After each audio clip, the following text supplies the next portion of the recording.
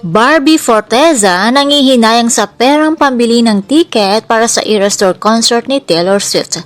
Isa lamang na certified Swiftie ang kapuso actress na si Barbie Forteza. Subalit, nagdesisyon itong wag nang manood ng Eras Tour concert ng kanyang idol na si Taylor Swift kahit afford naman ng dalaga na bumili ng tiket. Aminado si Barbie na gustong-gusto niya talagang makapunta sa Eras Tour pero mas pinili niyang wag na lamang gumastos ng bongga para dito.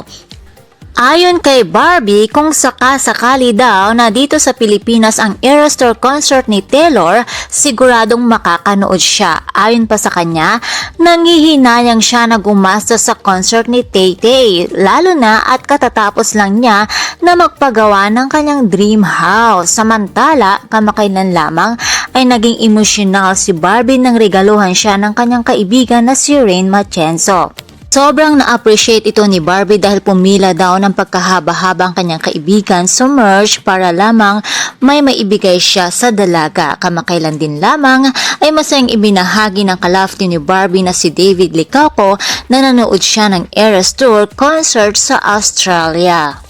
Medyo nalungkot naman ang mga fans ng Barda dahil mas masaya daw sana kung kasama niyang nanood si Barbie Forteza doon.